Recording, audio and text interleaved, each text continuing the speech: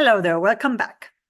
So today I would like to talk to you about the job search strategy and specifically on why I think it is relevant that you have a top 20 potential employer list, or as I shorten it, the top 20 list.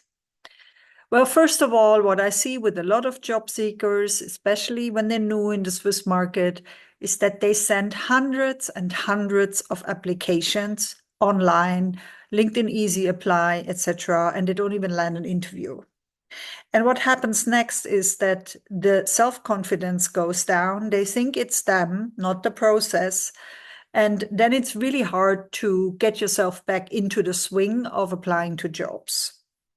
So as you probably noticed from the previous videos that we shared, it is actually a market where there is still a high potential of jobs that are never even advertised.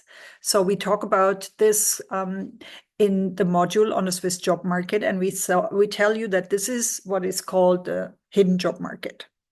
Now you can access the hidden job market through your connections that you created inside of companies. So classical, what it's called networking, professional networking, and relationship building.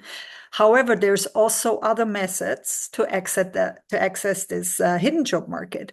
And that is by one, applying to talent pools. So that would mean that your resume and your documentation can be held in a company for a longer period of time, for example, until a position comes up that would match your profile. So the company knows that you're generally interested in working for them. And then the other method is the unsolicited application. So it's similar, but it basically means that you're sending an unsolicited application with your documentation to this company that you're interested in. Now, I still recommend that you identify the right contact person in the company to do that and not just randomly send it to the company. However, before you even decide about where to apply, it would make sense to do a strategic search. And that is why we offer you a lot of resources for your research. So some of the things that we already mentioned in previous guides are that you should focus a bit more on the lesser known brands. So instead of applying to the big brands and the multinationals that everybody knows, think more about the smaller companies and medium-sized companies that are working internationally, but might not be as well known.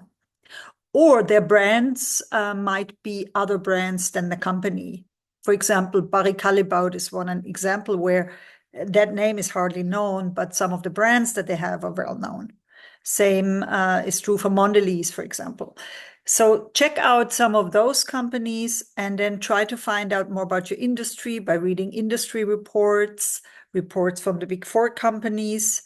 Check again our resources and all the websites that we give you, for example, Switzerland Global Enterprise, Greater Zurich area, and find out whether there are companies you haven't even heard of.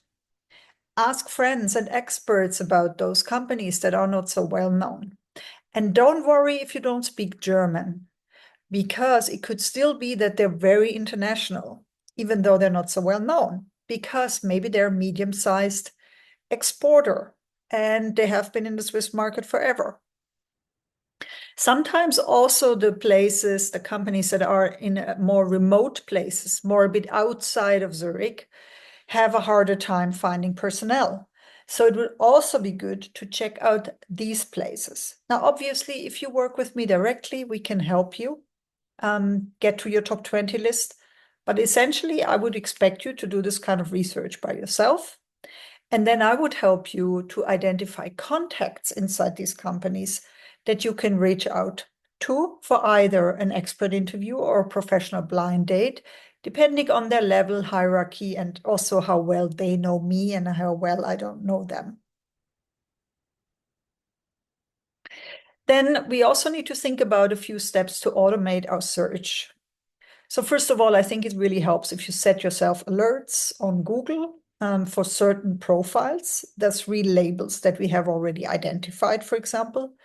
but also the companies that interest you. You can set Google alerts on them so that you see what's going on in them. And there are many other ways that you could automate your search a bit more. And finally, use LinkedIn to build connection with people. Comment and repost other people's content. Do not worry about creating your own content at this stage. What you need to do really is every week endorse 5 of your connections, 5, for one skill or expertise area that they have that you find really relevant to them. That will already create a lot more connections and a lot more reasons to get back in touch with people. Then comment on people's achievements, comment on people's content. Follow influencers, follow us, Global People Transitions, because we share job posts. So if you haven't done that yet, it's high time that you do that. And finally, look at the steps that we previously discussed and see if you missed anything with regards to updating your LinkedIn profile, updating your resume, because when you get invited and when you send out your documentation, you want it to be flawless. And thank you for watching. And I hope you like this. Please subscribe. And I look forward to seeing you again soon.